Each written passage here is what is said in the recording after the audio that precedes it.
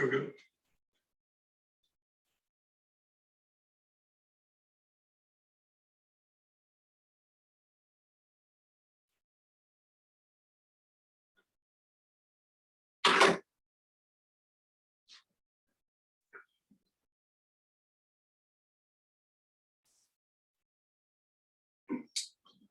Okay, hello everybody. We're going to get started. This is the end of week 13 that we're into right now. And what we're going to do today is we got, looks like there's a lot, but there's really not. It's not obviously going to extend beyond the class period today. What we don't get done in the 12 and 13 chapters, we'll cover on Monday. 12 and 13 really are one chapter in a lot of ways. The only difference is that maybe in some econ textbooks, the issue of public goods, which is discussed in 13, may be carried over into a separate chapter that deals with a lot of other topics dealing with what we call market failure, and we'll talk about that in a minute. So I don't have very much to talk about with chapter 11, mostly talking about the rest of regulation of business, particularly regulation of market power. That is, how do we regulate big business from being able to take advantage of not only the consumer, but also each other. And so we'll talk much more about that today. And then chapters 12 and 13 deal with the topic of externalities. And this is a term that is probably not all that commonly used in everyday speech. And so it's maybe a little bit more abstract, but we will describe what externalities are all about. But essentially what they are is are unintended consequences of economic activity. And we'll give a more concrete definition here as we get going. And then before we leave on Monday, after we finish up whatever we may have remaining, we may not have very much at all, if any. We'll talk about the fourth exam, which is scheduled for next week, week 14, and it'll be the very same format, very same availability as before. So same drill as the first three exams. So nothing really to talk about there in terms of structure and expectations, I don't think. But again, I'm always open to questions and whatnot. Okay. The final week of the class is our final exam. So remember, and just as a reminder, the first four exams, the lowest of those is dropped in the final grade calculation.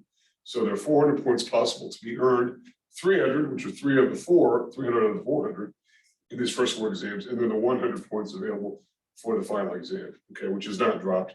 And so we'll talk about the final exam more in detail on that Monday, a week from Monday.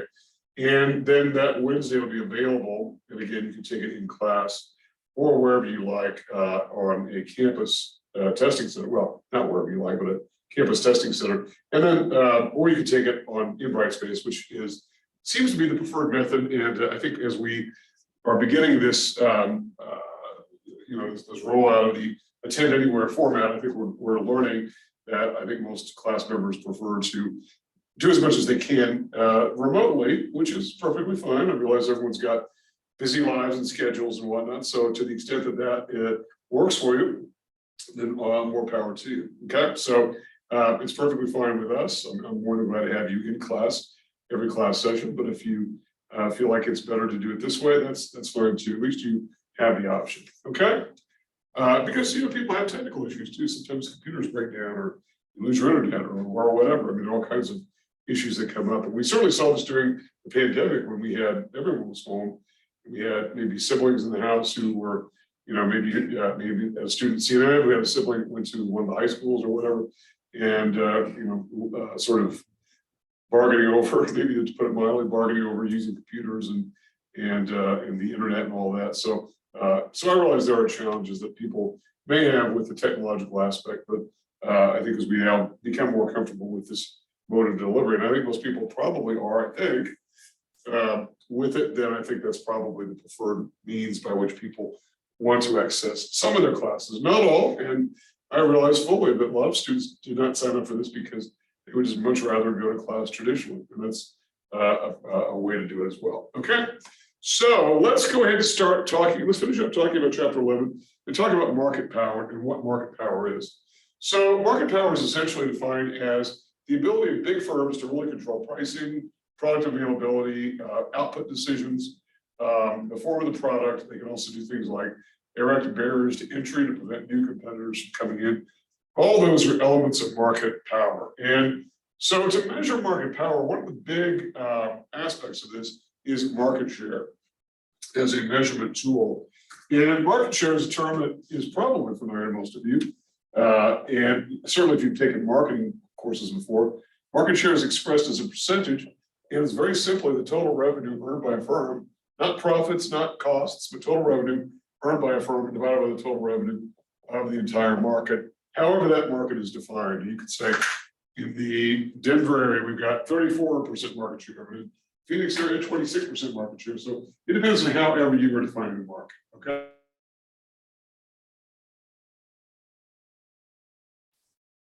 So market share, and I think when we talk about market power and when we talk about antitrust in general, which is really what this overall chapter is about, that is antitrust law, that is laws passed by Congress, signed by presidents, which make their way into regulation, which is everyday enforcement, everyday publication of instructions as to how to comply with certain regulations. And anybody who's worked at any firm of any size at all, even a very small firm, will know that there are regulations posted all around the place, particularly for things like safety equipment, goggles, helmets, vests, whatever. All kinds of regulations that have been promulgated over many, many decades. Really beginning about 130 years ago, something like that, where industrial regulation began. And it didn't just start, somebody didn't just flip a switch and turn it on. It sort of gained steam and gained momentum.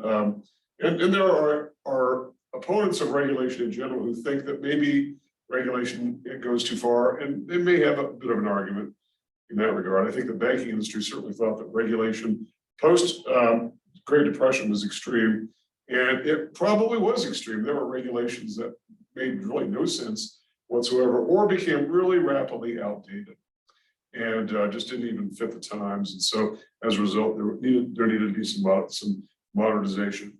Even President Obama, when he was in office, was sort of facing a hostile crowd in the Republican-led House of Representatives, where he addressed them as a caucus together, and they were saying half of the regulations at the federal level need to be abolished. And he said, well, half, maybe not half, maybe a quarter, something like that, and which was a fairly astounding statement, since we tend to think maybe overly stereotypically that Democrats maybe favor more regulation and Republicans, who are maybe the more corporate-oriented party, favor less.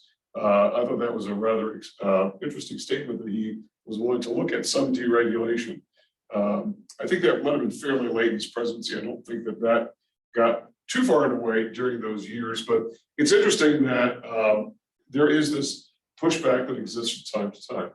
But having said all that, I think nobody denies the fact that market power, excuse me, as is held by a relatively small number of firms, can wield great influence, and can have effects on society as a whole that may not be optimal. And whether it's pricing power that disadvantages either the consumer and or other producers, whether it's barriers to entry or whatever. So let's talk about how to measure market power. There's a slide in the week 12 PowerPoint package that contains some descriptions of various kinds. One is the market share approach, where we simply analyze what are the relative market shares of firms within this industry.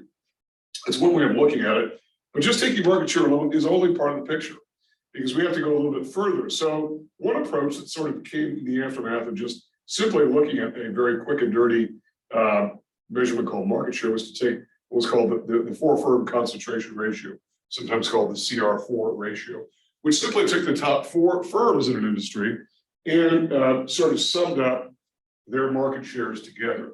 So not a particularly complicated measurement, but it's interesting because this number 4, we've talked about this before, that a lot of industries that become very fragmented and almost like perfect competition, that eventually work their way into firms buying each other and consolidating. Obviously, the Standard Oil example we talked about could very well have been a pure example of perfect competition, were it not for this ability to put firms together more or less secretly, sort of on the sly, if you like, somewhat illegally, but mostly legally, because it really was not prohibited at the time. and was able to build a market structure that was which became not unique in its own right because others were doing it, but just so dominant, and so it sort of made sense. So, but 4 is a magic number that industry sort of worked their way to. So we talk about the Cr4 ratio. We might have, so let's take the example of what some of these might look like. We have industry A, for instance. We might have 25% market share of one firm. We might have 20% of another firm. These are the top 4 competitors, 10% and 5%. Now notice you've got from firm 1, or the most dominant firm, to the least dominant. And this would include, any other competitors would therefore have less market share because this is only 60%. So the other 40% must be held by really, really small competitors in this sort of national marketplace. And that's really what we're talking about, is a national marketplace. Again, we're talking about the regulation of big business. And so the government's not worried about 2 tire stores in, Hobbs, New Mexico. I mean, there are probably more than 2, but in reality, but you can kind of get the idea. If you add those together, that is what, 45, 55, 60%. So we'd say that 60% are held by the top 4 firms in the industry, okay? But what about industry B, where you have a different situation, where you've got 25% plus, say, 15%, 15% again, and you got I guess these are sort of, let's say 45%, 15%, and 15%. So now what have you got? 70 and 30, now it's 100%. So you've got now one fairly large firm that exists, and as a result of this, you've got 45% of the market share with one firm. And so it might seem like, well, okay, 100% of the top 4 firms, that if you simply divide it by 4, you would say, well, it must be relatively evenly spread out, 25% each. But no, you've only got one firm in that industry with 25% market share. We've got one with practically double, and others with quite a lot less. And those are all the competitors in the industry, because that equals 100%. So there are some drawbacks and some difficulties with this. It's not just simply taking that market share of those 4 firms, dividing it by 4 and saying, because it denies the fact you could have a massive distribution. And even in the case of 25% plus 25% plus 25% plus 25%, you can arrive at the same percentage as B, but you have a radically different competitive structure because all the firms are relatively equivalent. So what good does it do you when you have a ratio that has the very same result, but you've got radically different competitive landscapes? It becomes difficult to use. And here we say these firms are relatively competitive with one another, at least in terms of market share, that nobody is dominant in this sense. You may have a price leader and a price follower. That may just be a customary sort of outgrowth of maybe tradition, if you like.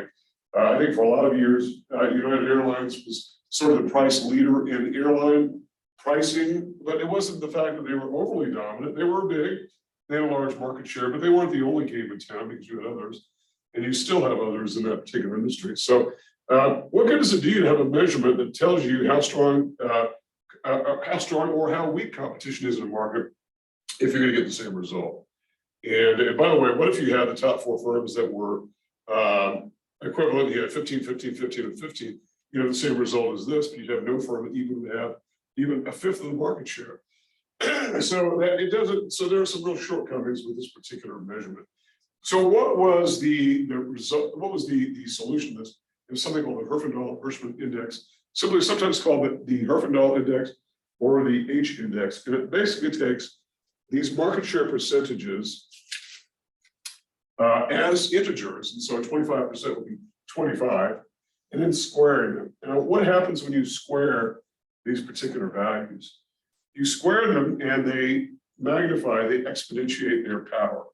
That's what exponential growth does to a particular variable. So, and because of that, then you give more weight to those larger firms and less weight to the power of those smaller firms. This is really the preferred method of doing it. So the Herfindahl-Hirschman index, it's kind of a mouthful. It runs from 0 to 10,000.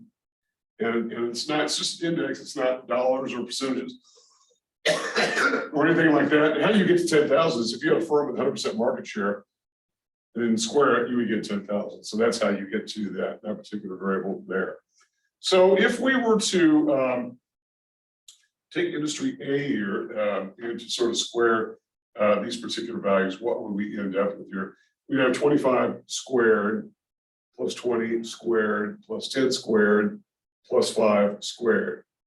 Adding them up, you get 625 plus 400 plus 100 plus 25, which is 1150, I believe. I'm just sort of doing this in my head here. 1025. 1150. Okay. Now, what does that mean? Well, let's come back to what that means a bit later. Okay. We'll come back to what that means just a little bit later. Let's do this one here, though. This is an interesting one. When we take, let's take C, because I think this is a really interesting one. If you take 25% market share and square it 4 times, right? You're going to end up with a value of 625 essentially times 4, right? And you're going to end up with 2,500. Now, this is a bigger value than 1150, even though the dominant player in this particular industry has 25% market share.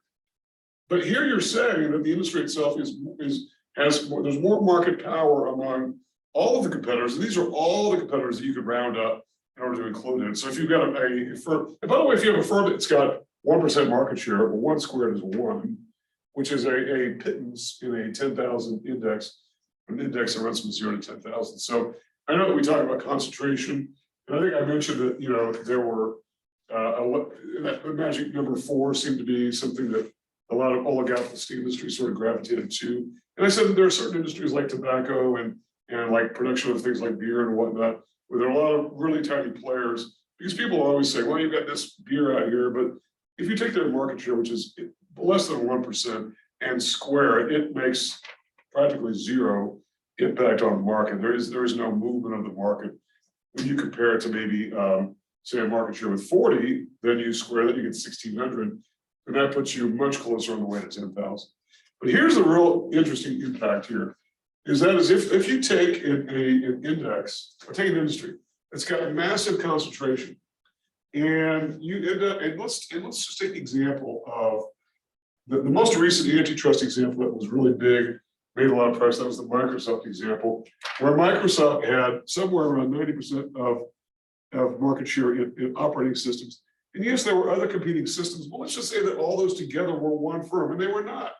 If you had Apple's operating system and the various Linux systems that exist out there, which are primarily for enterprise use, they can be customizable and all that. But even if you were to be charitable and say that they were just one firm together, and you say you take 10% market share and square it, you end up with what, 8,100, which is 90 squared, plus the 100 there, and you end up with a Herfindahl index of 8,200, which is really off the charts when you consider what this is about. And here are the magic thresholds. Somewhere between 0 and 1,000 is not very concentrated. Okay, and these are, by the way, the interpretations of these index values by the government itself, and it's usually the Federal Trade Commission, which has responsibility for sort of monitoring these things. And if a firm wants to buy another firm, very often the impact on the market is going to be analyzed, sometimes using the Herfindahl index. And you know, so in antitrust cases, you'll hear discussion about what was the Herfindahl index for the combined operation. And sometimes it becomes too high and it pushes well above 1,000. And so the government says, no, you can't do this particular thing. AT&T wanted to buy T-Mobile, and they said no. By the way, GE was looking to buy Honeywell a few years ago. The American regulators said, okay. The Europeans said no. And so it didn't happen because both firms do lots of business in Europe, and it would have been just too onerous to not do that. So between 1,000 or 0 to 1,000 is really no impact. Between 1,000 and 1,800 is somewhat concentrated. So 1,800 is really a critical value here. 1,800 is really what sort of tips the scale. Anything above 1,800 is considered to be highly concentrated. So this is really the tripwire by which an industry that is becoming concentrated, either through organic growth, where one firm is just gobbling up market share, maybe at the expense of competitors, then the industry will be looked at. Why is it gobbling up market share? What is it doing? Is it doing it legitimately? Is it doing it by taking actions that are restraining trade? All these kinds of things which are prohibited that we talked about on Monday, like setting up tying arrangements, locking them out from distribution channels, that is other competitors have talked about. Are they engaging in predatory pricing? And predatory pricing, I know that we got that term a lot in press around the time of the subprime mortgage crisis, because the term predatory was sort of being used to represent pricing that was too high, being faced by mortgage borrowers, for instance. Well, predatory pricing in this context is a B2B concept, business to business, where the price is too low. And I gave the example of the retailer that was undercutting everybody else, because it is illegal to charge a price below the average cost of production. It's really difficult to prove, however, and Walmart has been accused of it many times, but it's really hard to sort of prove that. So allegations may persist, but may not be proven. Okay, so I apologize for I'm still fighting my allergies, and every year this time of year, this is what we have to sort of go through. I know I'm not alone there. So 1800 is sort of that critical value by which industries are analyzed in terms of their concentration. Now, it could be, and we learned this through court precedent and during the Microsoft trial, antitrust trial, where we learned that it was not actually illegal to become a monopoly. That is, the courts have sort of modified through their own judgments the terms of the original Sherman Act, that it's not illegal to become a monopoly, particularly if nobody else is going to compete against you. Nobody else can figure out how to do what you do, or whatever the case might be. And I'm not talking about patents, which give you a producer a legal monopoly for, say, 20 years on some new drug. I'm talking about a monopoly that persists and has market share that is easily measurable, particularly across multiple lines of business. So if you look at Microsoft, that was way off the charts. The operating system industry, 8200 is massively off the charts compared to 1800, which is the critical value. So there is no wonder. And I know that during this time in the 1990s, a lot of people were saying, I know even people in my family were saying, why is the government picking on Microsoft? What did they do? What did they do wrong? And well, they did a lot of things wrong. In fact, they were, the legal discovery process uncovered the fact that they were very consciously trying to engage in actions that restrain trade. The government, through the FTC, initially said, would you please stop doing that? And they would agree with what was called a consent decree to say, we won't do that anymore. And then they kept on doing it. So finally, the FTC, which really has no sort of prosecutorial power, referred to the Justice Department, which does, and took them to court. And that trial went on and on and on. And in fact, this was the first court trial I can remember. Even going back, I mean, you'd have to go back to the early days of industrial regulation to find a time in which the government probably didn't have enough resources to go after and keep prosecuting a very deep-pocketed defendant. I know during the Standard Oil trials, the concern was the government was underfunded, understaffed, underappreciated in terms of the public's wanting to support those efforts. It was just too expensive. And the same came about during Microsoft, as Microsoft was throwing as much money as they possibly could at this because they thought it was really an issue of their own defense. Their own long-term defense was to maintain dominance in these markets. And so there's no question about it. And I know there's a lot to admire in Microsoft, and I have no vendetta or no particular bias one way or the other. I've used Microsoft products almost exclusively for the better part of 40 years, 35 years, something like that. So anyway, but you can see where that would trip the wire. And so any firm that would want to try to buy another firm in an industry where it pops up above 1800, I think that's oftentimes grounds for not doing it. Or sometimes an agreement will be reached where the government will say, okay, you can do that, but sell off the West Coast units to somebody else so that therefore you're not having an undue effect on the national economy. And sometimes firms will say, okay, we'll do that. We'll spin that off to somebody else, or we'll get rid of this particular line of business, or we'll buy this portion of a business. That's very possible that does happen. So the government is not exactly ogres in this particular matter. They simply want to try to maintain a level playing field so that other businesses can compete. So what is really interesting is the fact that, interesting to me, because as long as I've studied this, is the idea that we seem to value competition in our society much more than we do cooperation. And that is, particularly in the economic sphere, that is, we think competition is a good thing. We think it improves quality. It keeps everybody honest. If you are creating a dangerous product, then somebody else will create a better and safer product. And so therefore, the standards of quality will improve everywhere because of this competitive aspect. If I don't do this, somebody else will. And if somebody else is doing it, I had better do that. All of which sort of accrues to the benefit of society as a whole. That's the way we look at it. Other societies don't really have that view in mind. And by the way, the early monopolists did not either. They thought that, look, competition was chaos. That competition just opened it up for beating each other's brains in and day out. And all we're doing is competing, and we're driving each other's profits down to practically unsurvivable levels. And by the way, we talked about the airline industry and the fact that that infamous phone call between the CEOs of American and United. I bring it up only because it's one of the few blatant times in which CEOs are actually caught doing the very thing that they know they shouldn't be doing. And really, it was only the one CEO who was out of line. The other was aghast at the suggestion, but they were actually caught doing what they all knew would benefit them if they would do that. And as far as the airline industry goes, Warren Buffett, who has been a long-time investor back since the 1940s, and he's still going at it on a daily basis, still goes to the office every day and goes around trying to find companies to buy, has said that the airline industry probably has never made a dime of economic profit in its entire existence. That they go from feast to famine, feast years, famine, feast, famine.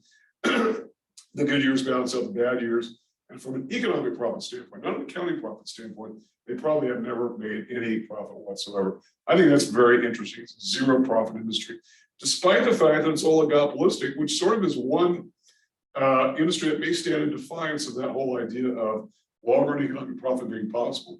It is possible. There's no question about it. There are industries that are oligopolistic that do maintain economic profits year after year after year, particularly those industries where there are really high barriers to entry, whether it's things like steel. And I know steel is sometimes difficult when construction falls, steel suffers, but nonetheless, those firms, those competing firms have been around for a very long time.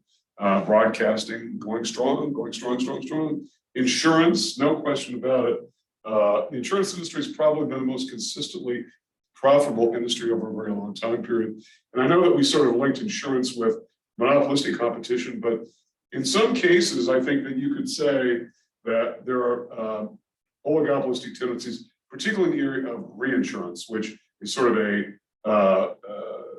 insurance for insurance companies, where they sell policies that they don't want that much exposure on to others. And that's what the whole Lloyd's of London is all about, as a way to spread risk out by selling it to other insurers.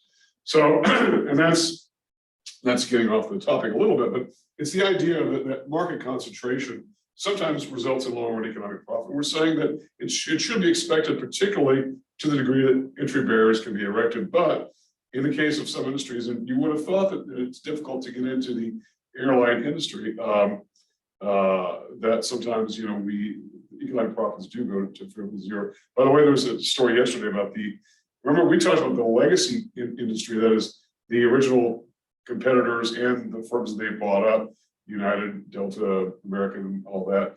Well, the discount segment of the industry, which used to include Southwest, I sort of put more now over on the other side because they're pretty much mainstream establishment. But Frontier, JetBlue, what's the one that is so dirt cheap and has had numerous safety violations? ValueJet, ValueJet doesn't exist anymore. That was another one that used to be around. I flew ValueJet a couple of times, and then they crashed, and that was all for ValueJet. But Ted, I think, was another in the discount airspace. That there was a merger request just yesterday, and so I need to look into that more to see what's happening. But you could rightly claim that the airline industry is really two separate industries in very many ways. Okay, so that sort of does it for market power and market concentration.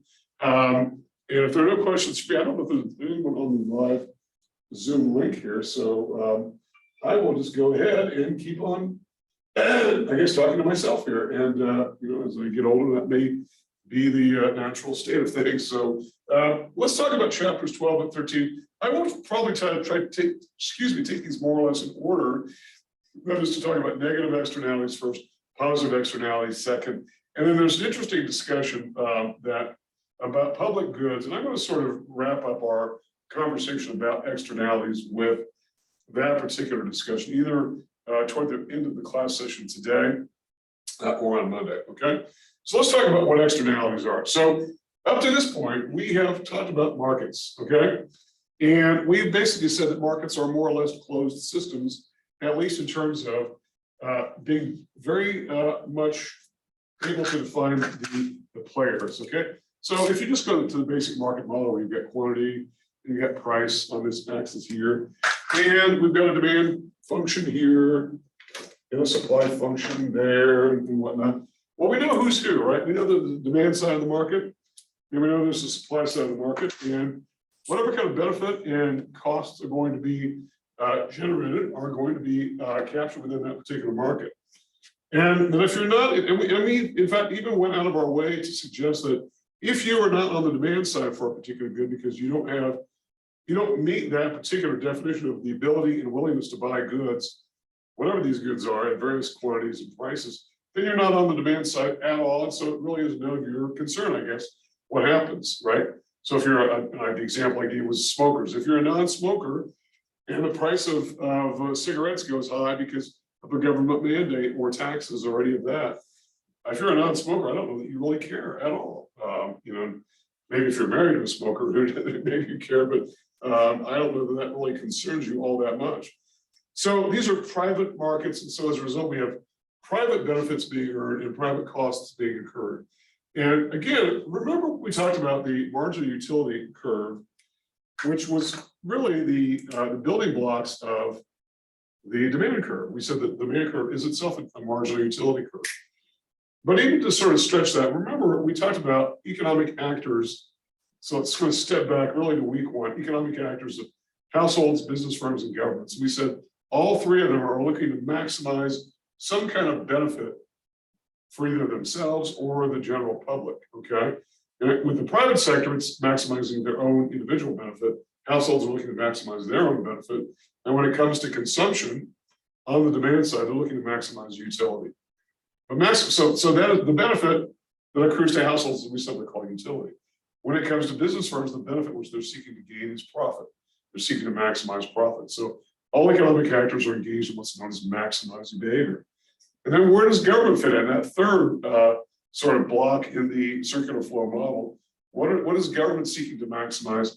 And we're saying they're seeking to maximize social benefit. And that's really what the discussion of externalities deals with. Because up to this point, when we've got marginal utility, which is really the form of marginal benefit that accrues to a business firm, that accrues to a buyer of goods. In this case, we'll just use the example of a firm. But what about the supply curve? We said the supply curve is a marginal cost curve, right?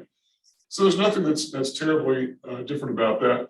What we're going to do is sort of make one extra leap here when it comes to externalities, and it really is what we just talked about a minute ago, and that is the idea that these are sort of closed systems, at least theoretically, at least up to the point that we've gotten to this point. So the benefit here is really, we would modify that and simply call it the marginal private benefit. So it's all the same, marginal. If it's a consumer, it's marginal utility, but it's not always consumers per se. So in fact, we could probably do this. We could simply say it's the same as a marginal benefit function, but it's more specifically defined as a marginal private benefit. Marginal private benefit, where in the case of marginal cost, it is a marginal private cost. So the P here is private, okay?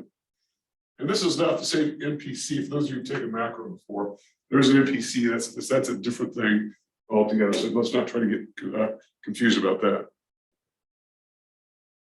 So what are we doing with this discussion of externalities? Well, if we go, I believe I emailed everyone the slide package on this on Monday. I didn't quite have them all together by class on Monday, so I said I would do it after class, which I believe I did.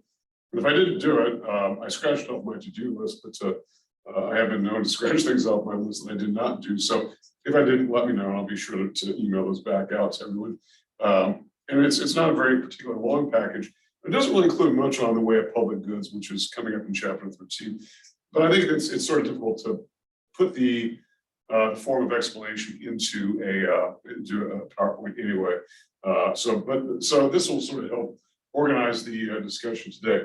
What's the definition of an externality? These are unintended and uncompensated effects of private economic behavior on unrelated third parties who have nothing to do with this at all. We call those third parties bystanders. Bystanders are actors who are completely unrelated to an activity. And that is, somebody's doing an economic activity and it's really none of my business, except until it becomes my business, right? If you have a neighbor who plays loud music at 2 a.m, right? That becomes your business. You could care less what they do in their own house or apartment, but you do care when it impacts you. And so noise pollution will be an example of an externality. That is, it leaks out of their own particular consumption behavior into impacting you in a negative way. And by the way, pollution in all its various forms is probably the #1 externality or spillover. The term spillover is oftentimes used interchangeably with externality. That's the #1 spillover that is really discussed and researched probably anywhere in economics, probably more than any other, I would think. And I realize that pollution is not one thing. There's air pollution, water pollution, soil pollution. There's all kinds of examples of this. But it's the general idea that society as a whole could be disadvantaged. And in fact, pollution is always going to be a negative externality.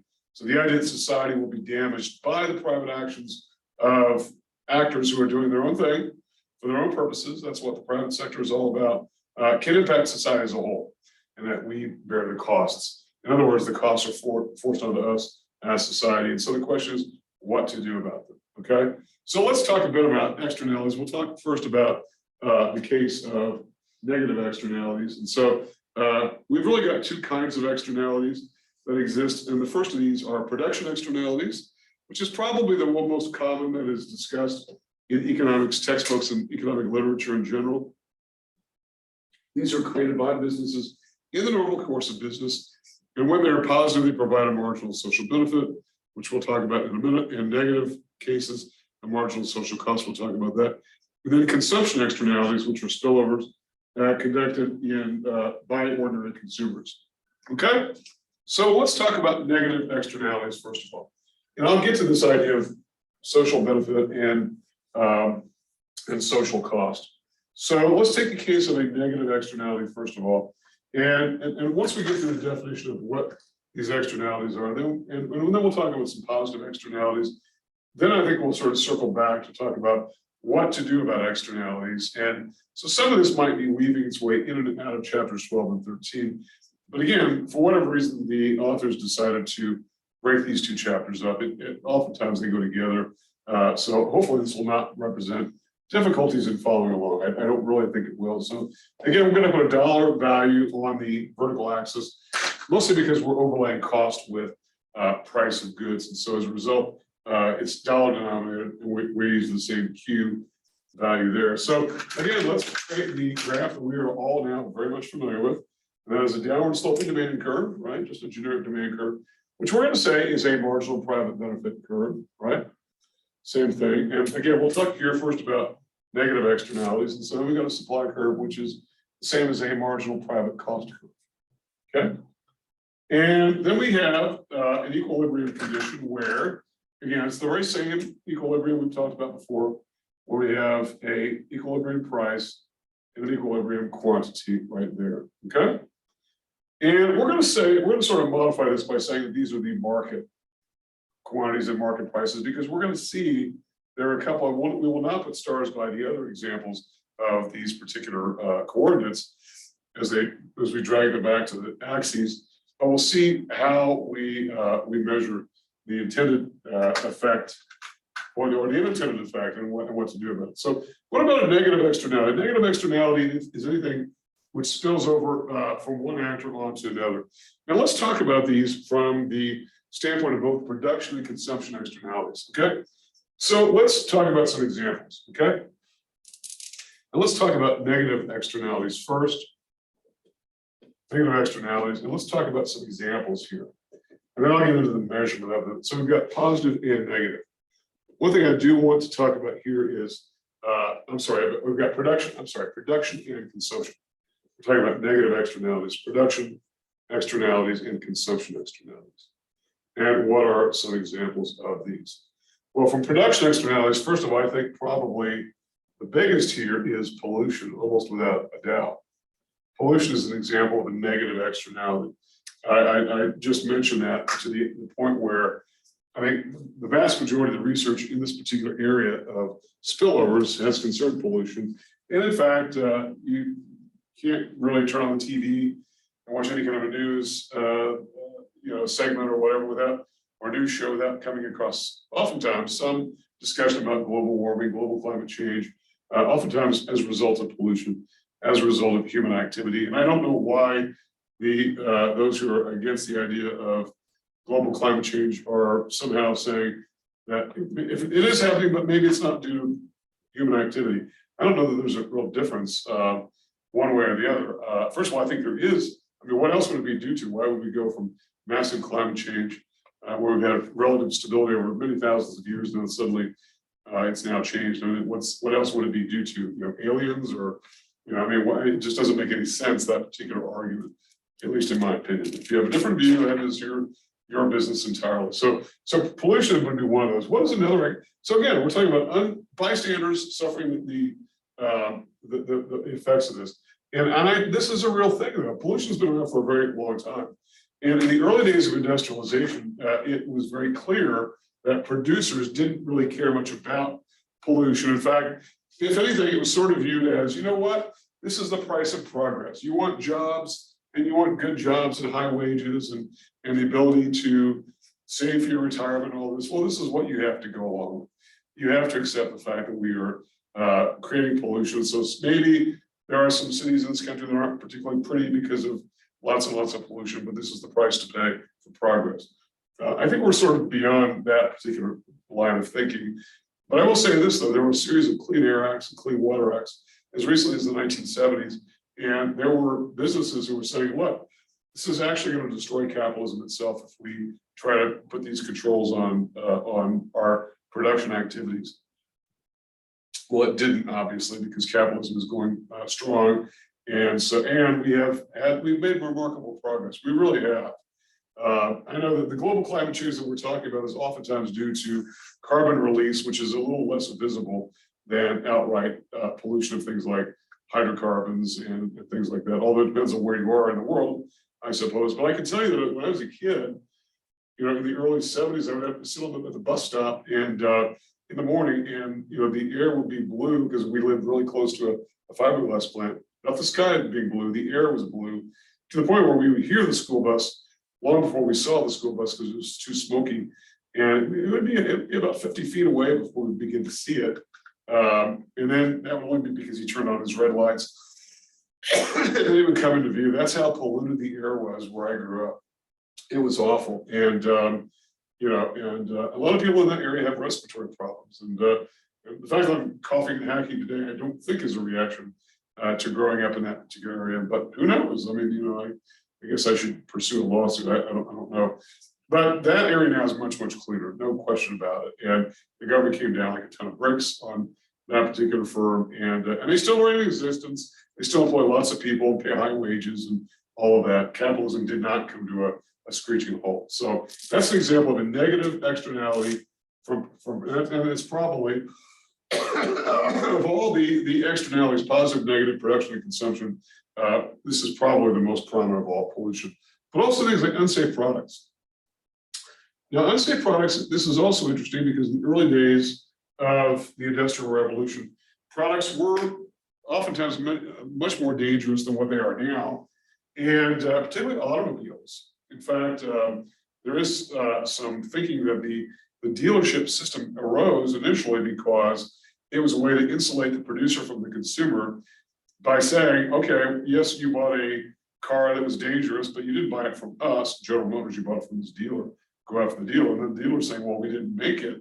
All we're doing is selling the vehicle to you. So it was this legal technique that has now been long been blown away. So criminal, civil liability exists now through the whole realm, this gigantic realm of tort law, where you can go after companies that have created unsafe products. And then from time to time, there are unsafe products. And as a result of this, makers try to make them much safer than what they are, or they stop making them altogether. And there are goods which no longer, I don't believe, exist at all, just simply because they were too dangerous. If you might know somebody's got an older car from maybe say the 60s, where the back seat, the door folds this way. So if you're sitting in the back seat, it goes this way. So I guess how you would describe it was that this is the front of the car. The front seat goes like that, and the back seat goes out like, not like that, but out like that. So why were those dangerous? And so that way you could open the front door and back door. And I think some limousines still have this, but this was a somewhat common consumer design of an automobile. But they were dangerous. And why is it dangerous? They were called suicide doors, by the way, which kind of tells you how dangerous they were. Who sits in the back seats of cars? Children usually.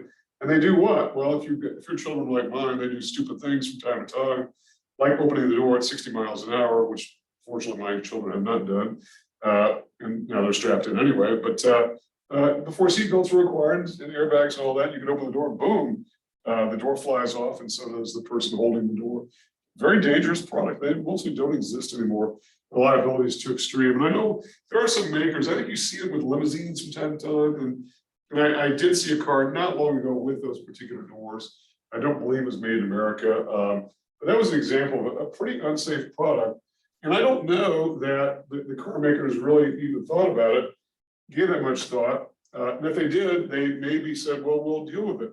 Now, by the way, Ford got itself in a world of hurt with litigation over its Ford Pinto about 35, 40 years ago. And it sort of, they made so many mistakes and in the way that they treated it. And they probably didn't know they were doing it, but they were saying things behind closed doors that I'm sure they would not want the public to know, such as, hey, we know the gas tank is located in a bad place. If somebody's hit from behind in their Pinto, the car can catch on fire.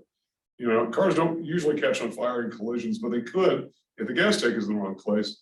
And so Ford, and there were internal documents that show that Ford knew it was a dangerous placement of the vehicle, and that furthermore, to change the location, the gas tank would have cost X dollars, and it was cheaper to settle litigation coming from the relatives of injured and deceased passengers and drivers.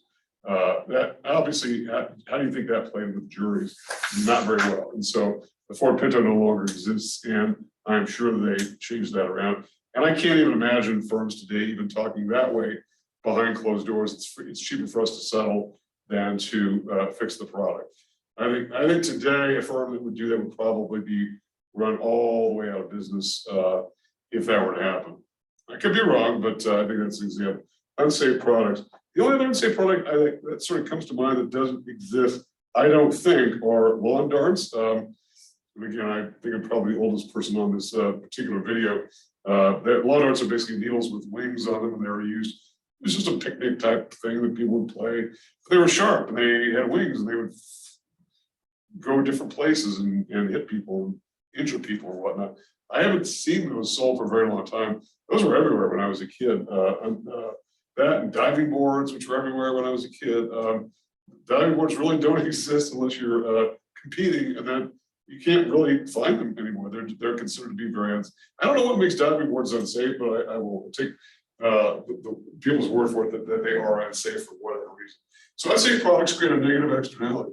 Now you could say, well, who are the bystanders? If I'm using a car, does that make me a bystander? Well, it does if you're a passenger in the vehicle. You're not a party to the transaction. You didn't buy the good, and as a result, but you are suffering the consequences of that. So you kind of get the idea. Or anybody who's related to somebody who's injured through an unsafe product or pollution or whatever. So unsafe products, pollution, unsafe products, unhealthy products also, which are a little bit different. That is products that are really not very good for you. And this is not, and people are immediately thinking, oh, chips and pretzels and whatnot. And I'm not even talking about that so much. I'm talking about things like cigarettes and alcohol. Society would probably be better off if cigarettes and alcohol were never even invented in the first place. And I know smokers and drinkers out there are saying, oh yeah, well, whatever. You know, that's true. I know people like, I mean, if people didn't like it, they wouldn't buy them. But they are unhealthy products, no question about it. Absolutely no question about it. So those are some examples of production externalities. I'm sure we could go on and on and on and on as far as that goes. So what about some negative externalities? That is some spillover effects that ordinary consumers can do that spill over onto others. And while one sort of is related to the others, well, unhealthy products that might include unhealthy substances are discussed as a production externality. Their use in substance abuse can definitely create a negative externality, particularly in the entire realm of DWI and all of that. So somebody drink, and by the way, I think a lot of the accidents that happen involving drunk drivers are not intentional whatsoever. I really have a hard time believing that people who are engaged in causing fatal accidents because of alcohol intended to go out and hurt somebody. I think that it was the unintended consequence of their behavior, but they impacted people who are not related to them at all. And so it's a serious problem. Substance abuse is a serious problem, particularly as it relates to DWI. And it will be interesting to see whether or not the legalization of marijuana in New Mexico is going to have any kind of effect. I don't think it's the same thing at all. I don't think that people who have been consuming marijuana are necessarily as impaired, anywhere nearly as impaired as the most inebriated people who are drinking. So I am pretty confident of that, even though I'm not a drinker or a marijuana smoker. I just don't think that is the case. But I guess we'll see when time will tell. I suspect there's been some study on that, and we'll see what happens as far as that goes. But certainly substance abuse is an example. Also, substance abuse is responsible for lots and lots of criminal behavior. In fact, the fact that things like property crime in general, which will sort of divorce that from the whole idea of substance abuse, which might lead to property crime and other kinds of crimes. A property crime where somebody decides to do something for their own particular purposes and impacts others who are unrelated to them, because there's no market activity going on. If somebody steals your TV, there's no exchange. It's somebody who wants to take something from you and does so. You know, it's an act of consumption on their part. It's illegal, of course, but and you're the one suffering the externality. You, the bystander, you're really not a party to it. They stole your TV when you weren't there, presumably. And so as a result, that would be one example of consumption externality. And then in general, one thing that is, we heard a lot of during the debate over healthcare reform back in the late 2000s and early 2010s, and that's the neglect of health, people's individual neglect of health. And we heard this, and Americans oftentimes get lots of criticism for the fact that we are not at all the healthiest people in the world. We're far and away the wealthiest society in the world in terms of output and income and wealth and all that. Our distribution may not be as equitable as some other countries, but we're not even really in the top 10 in terms of public health. We have lots of issues there. And some of it is foreseeable with people neglecting their health, overeating and not exercising and doing all the things that our doctors tell us we should do. And by the way, my dad died an early death because he didn't do what his doctors told him to do. That is, I don't know, eat vegetables, for instance. And he had a real aversion to vegetables. Well, I mean, that's what you're supposed to do. He did the exercise part, but didn't do the other part of it. And so you get the idea. If you do what your doctors tell you to do, you probably be okay. I mean, that's not to say you won't get cancer or whatnot, but you'll be less likely to get cancer or anything like that. Now, why is it an externality? Well, and again, I know that we're probably all responsible for this to some degree. I'm sure that I do not exercise as much as I used to, but because we impose these costs on society. That was what was the big issue when it came to healthcare reform was the idea that, hey, look, it's already costing U.S. society a lot, and if you just look into the federal budget, we spend more on healthcare than we do on national defense, and we spend a lot of money on national defense, mostly because of the fact that we're pretty unhealthy. And a lot of us are pretty unhealthy. And I know that some of the spending is skewed toward elderly people who've got really serious diseases that are very expensive to treat, and a lot of it involving, things like facilities where people rehab or long-term care facilities. Those are extremely costly, which would not be as commonly consumed by younger patients. But nonetheless, you get the idea that we do have a tremendous amount of expenditure on healthcare, and some of it could be prevented if we simply do the things that we should do. And again, I put myself in that category as well. Okay, so those are some examples of negative externalities, both on the production and consumption end of things. We'll talk about the positives later. I guess it's kind of good that we'll get the negatives out of the way and we'll end on the positives. And so that's a good place to be. How do we measure these negative externalities? And so if we're saying this is the private market, so we're saying these are the private costs of production as evidenced by the supply curve. These are the marginal private benefits that are accrued to the demand side of the market. Then what about the externality? And we're saying the externality is simply another layer of cost because the cost imposed on society, and we call that cost the marginal social cost. It's simply another layer of cost on top of the cost that we already have going on here. And so as a result, it's not the price that's paid, but there is an implicit price that's paid that is up here. And that is, it's the cost of the externality that affects everybody in society. And as a result, and if we were to say, okay, well, then we should not be consuming as much of this good or producing as much or consuming as much of this good, then there would be we would simply call this the optimal price here because it would in fact limit the quantity available. One of the realities of externalities is the thinking, and again, it's not an equilibrium condition at all. It's a disequilibrium condition. If anything, once we factor in society's, the impact on society's cost, the cost that is borne by society itself, of pollution, of crime, all of those kinds of things. And the thing too about this is that no one suggested we take these to zero, because I think the realistic interpretation or view of this is that we'll never get these to zero. We're never going to get to zero pollution, zero crime. It's just not going to happen. In fact, studies that I have seen about taking pollution down to zero show that as you get further and further into trying to push it, the costs go up astronomically, and the benefits become much more marginal at that point. So there's got to be some sort of optimal that is within that. Okay, so that would be an example of the negative externalities, and we're going to get to what to do about them probably next week. And so we'll talk about whether the government gets involved or whether the private sector itself is able to solve these particular problems. Okay. All right. What about positive externalities? And again, I know that's a chapter 13 subject, and we're going to sort of be coming back to what to do about externalities. Let's talk about positive externalities. Positive externalities are those externalities which are imposed on society by by people doing what they're doing, right? Private actors doing what they're doing, but they impose positive benefits to society. This is much less discussed, but it's a happy topic, right?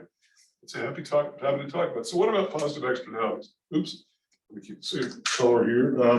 What about positive externalities, and what are some examples of these? It would help if I could spell the word positive externalities. So again, these create a benefit to society because they exist, but they're unintended. So as a result of the unintended consequence, they create benefits. From a production externality, we could simply say that economic growth and standard of living are responsible for this. And maybe I am injecting some of my own particular view here. Some may have a little bit more cynical view of this, but I think there's no question that industrialization is the most radical thing to have happened to humanity since the very beginning, since we became humans and or we were something else before that. It's created a situation where those of us who are not as strong can survive, whereas back in the past, those who weren't as strong or weren't as fast or weren't as aggressive would not survive. It allows people to have a better standard of living, to live longer, to live happier lives, healthier, safer lives, more predictable lives, by the way. All that has come about as a function of economic growth. To the point where we have all these things that it would be very difficult for any of us to transport back in time 200 years ago to deal with a world without electricity or automobiles or broadcasting or even wide availability of things like books and magazines. I think it'd be really difficult. So I think, but these are all possible through the production process. Producers are producing these goods for their own benefit, their benefit being the profit motive, but it's got spillover effects on society because growth leads to more growth, leads to more growth, leads to more growth. Okay. Also, the variety of goods is important here to talk about. In market-based society, the variety of goods is important. And for anybody, I had a brother who spent about a year or so back in the 80s, early 80s in Eastern Europe, doing some study, and it was basically it was a communist system, and there wasn't very much variety of goods. If you go into a store, you have maybe one or two brands of painkiller or aspirin or shampoo or whatever. And when he came back to the States, just was reminded of the fact that we've got all these different varieties. And he talked about going to a grocery store and seeing 7 or 8 different kinds of apples, where they wouldn't even have varieties of apples in non-market economies, like command economies, like what he spent some time visiting. So it's the variety of goods that exist through the fact that we produce varieties because the demand side wants them. And if we're able to produce different varieties of goods better, cheaper, and faster than some other producer, then that accrues to our benefit. So variety of goods would be an example of that particular thing. And also standard of living, and by the way, standard of living itself, we could do a lot on standard of living.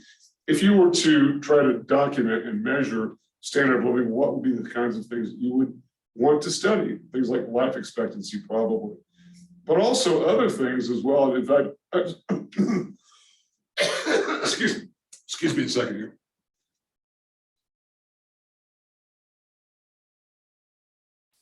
Okay, sorry about that. I kind of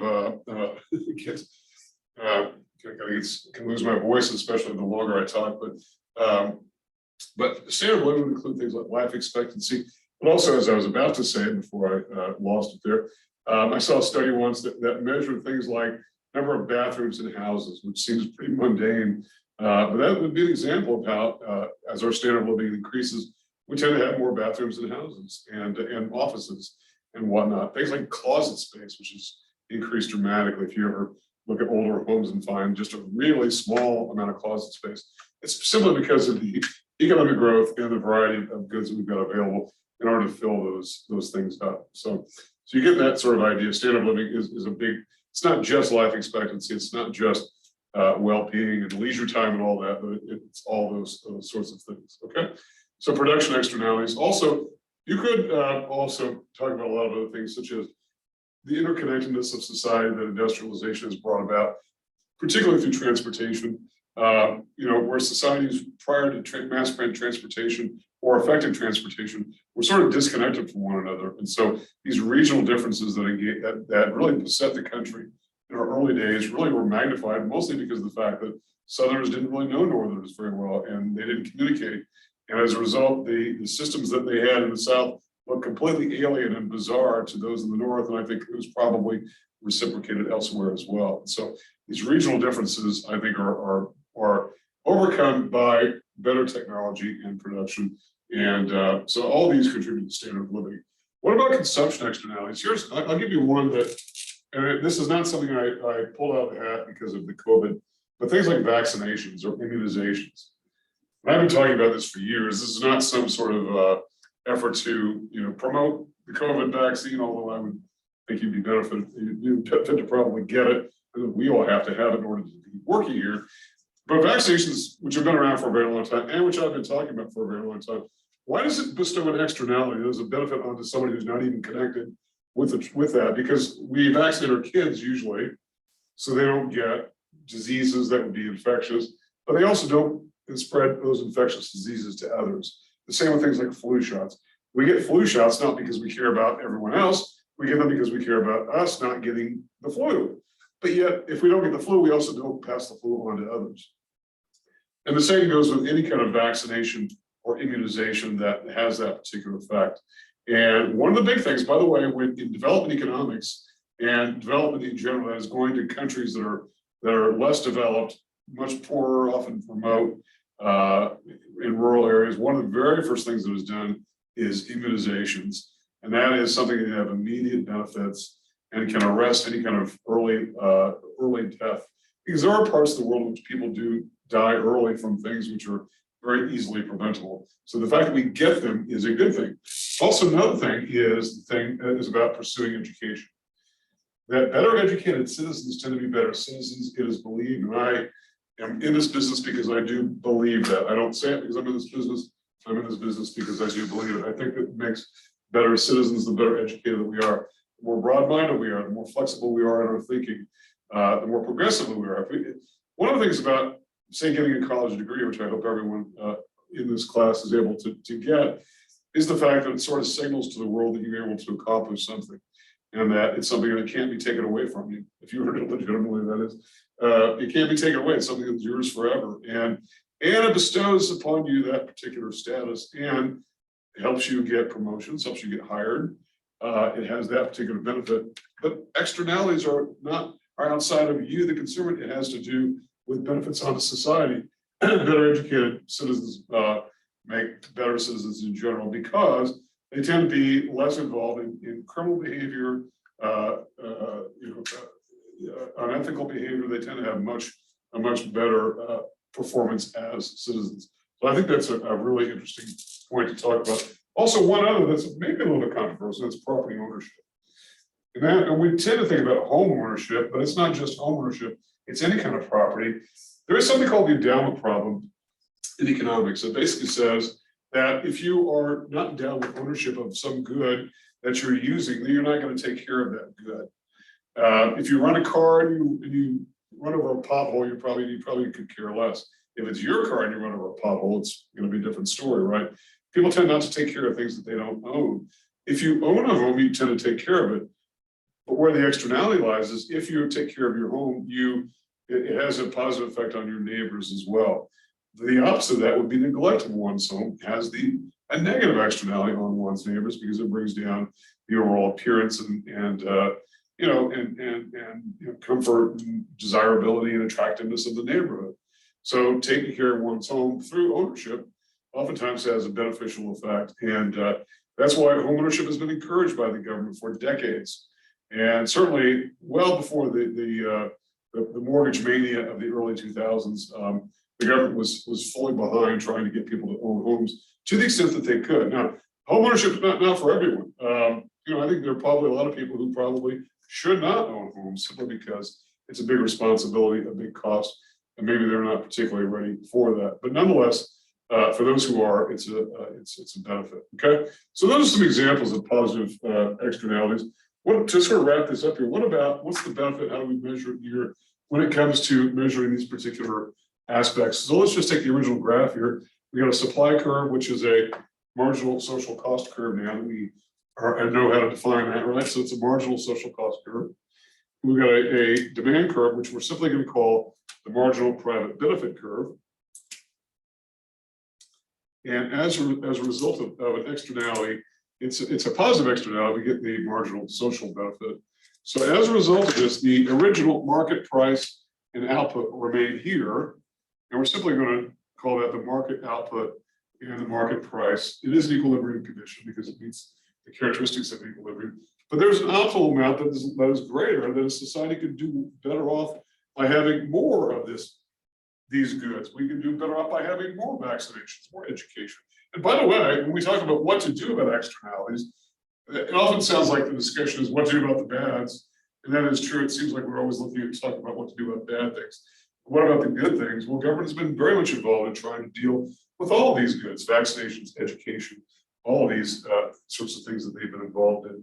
And also the optimal price should be something higher because there's a greater value, and so people should be willing to pay more for it. Now we're going to talk about how government will subsidize these activities so that people still pay the market price, even though the optimal price is somewhat higher, simply because of the existence of the externality, which is another layer of benefit which overlays the private benefit enjoyed by those who are the direct consumers of the particular activity. Okay, so that sort of does it in terms of time. This leads us then to the next subject, which is what to do about externalities. And we'll talk about government solutions, which primarily take the form of taxes in the case of negative externalities, and subsidies, that is government subsidies, in the case of positive externalities. We'll talk about one particular theory that's, among others, there are lots, in fact, there are several discussed in your text, about non-governmental solutions, that is, private actors working these out for themselves. And then we'll get into a discussion before we review for the fourth exam about public goods and where they fit in and how we define really all goods in the economy, particularly those goods which have some production and encouragement in their production by government. Okay, So have a great weekend, everyone, and I will see you next week.